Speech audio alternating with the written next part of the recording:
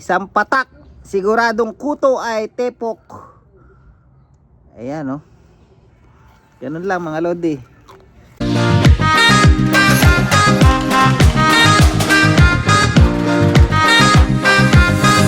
So ayan mga lodi, nakita nyo na naman yung pagmumukha ko yan for today's video.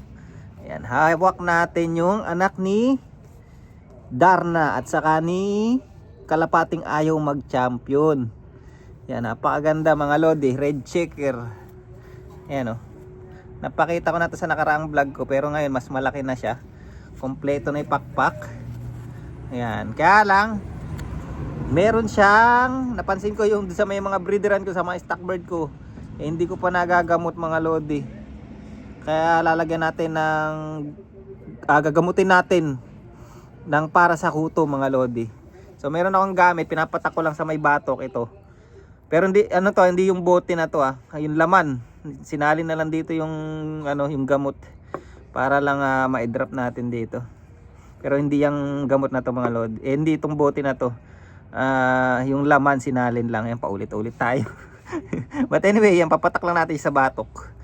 Ibubuka lang natin ng ganyan. Wait lang Ang hirap ng walang tiga video mga lodi. Ayan, wala tayong tiga video mga lodi. Ang hirap, pero ang gagawin natin yan, itong drops na to, bubuksan lang natin yung batok sabay patak.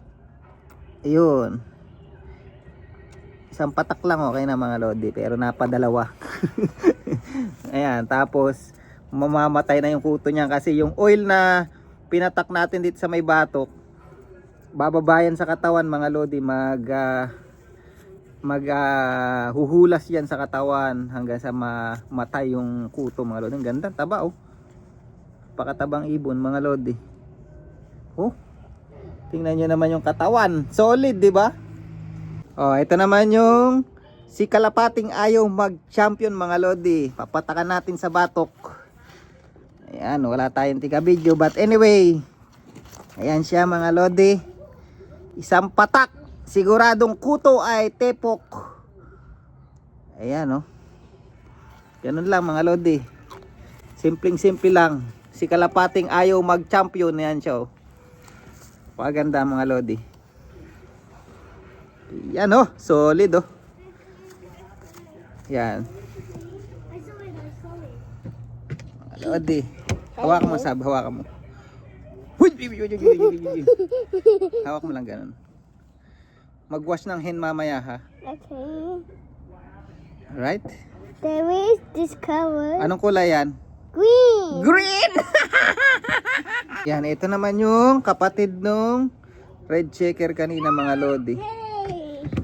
Ayan, kuha lang tayo ng pampatak. Patakan din kaya kita nito, Sab. Gusto mo? Da. Patakan lang natin siya sa bato. Kasi pansin ko daming kuto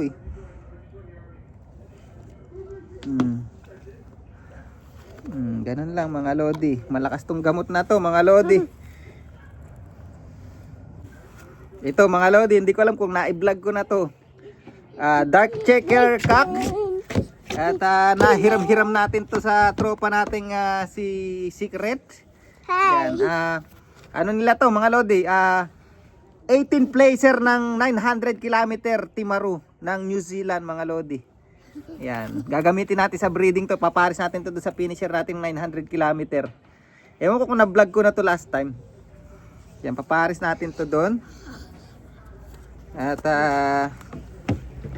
napakagandang kak mga lodi. Gusto ko sa kanya orange yung eye. Tapos pearl eye yung natin, yung finisher ng 900 km. Tama mga lodi.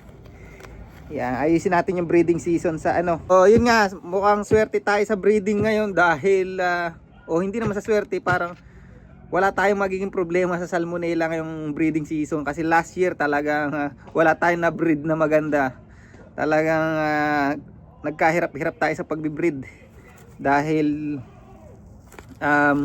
nagka-salmonella yung mga breeder natin. Ang daming namatayan tayo ng winner natin ng tawid dagat. Ayan ayan mga lodi. Nanay ni Kim Cam, napakapangit mga lodi, pero marami nang nilabas na winner. Yan, at dito lang tayo magpo-focus sa bloodline ni Kim Cam at ni Stubborn, mga lodi. Napakaswerte natin, nagsimula tayo dito sa New Zealand naka-jackpot ulit tayo ng magagandang bloodline. Sana mabahagian ko kayo sa Pilipinas in the future. Yan.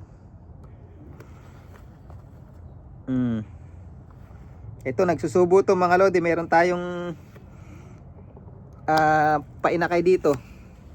Yan, same line pa rin ni Kim Cam. Pinagpares, aksidenteng nagpares yung ito saka yung tatay ni Kim Cam, mga lodi. Gagamitin ko sana yung tatay ni Kim Cam, papares ko doon sa blue bar wala, nag-itlog na, nang hinayang naman ako itapon. Ayan, mga lodi, kamukha ba ni Stubborn? Syempre inbreed ni Stubborn yan, mga lodi. Yan, nag-iisang inbreed ko na lang dito sa loop ko na kulay mili. Meron pa ako dyan isa blue bar, inbreed din, kapatid nito, mga lodi. Yan. At may itlog din sila nung finisher natin na 900 km. At ito yung tatay ng second bird ko nung all the way headwind na 289 km last race, mga lodi. Ito yung tatay, oh. At ang nanay yung 900 km finisher. Ayan, swerte, mga lodi. Meron silang itlog ngayon. Yariin ko lang itlog na yon, mga lodi. Tapos babaklasin ko sila. Baka iparis ko to kay Kim Cam. Pagka nakayari na tayo si Kim Cam ng ng race ng pag nakayari na si Kim Cam ng 700 km race, mga lodi, ito ang ipaparis natin sa kanya para ma-duplicate natin yung ginawang paris ni paring Arnold, kasi napansin ko malakas pagka Kim Cam line saka yung bloodline ni Kim Cam saka Stubborn line, ang gaganda, mga lodi. Solid. Mga lodi, tatay ni paring Stubborn, millified. Diba? Kapogi, napakapogi. Kamukha nung racer natin na anak ni paring Stubborn. Ayan, millified. Ayan. Ayoko nagpapakita ng mili sa vlog ko, mga lodi, kasi nabibili-bili na ang bilis maubos. Kaya, pero ito, mga stock ko na to, mga lodi. Ito, hindi ko pa nga nagagamit, hindi ko magamit masyado, kaya ilang pares lang yung magpo-focus ako. Mahirap pag masyadong maraming breeder, mga lodi. Kaya i-stock ko lang siya ngayon. Ayan, pang lang to, pang balik lang, mga lodi, pag kailangan natin ng ibabalik. Pag masyado ng, kunwari may mga apo, ibabalik sa kanya. Ayan, magagamit natin to. Alright, so dito ko nalayarin yung vlog natin, mga lodi, dahil kukonsumuhin masyado yung video natin. See you next vlog na lang, mga lodi. Ayan, abangan nyo, Thursday is basketing natin for 400 plus kilometer. Saturday yung release, mga lodi.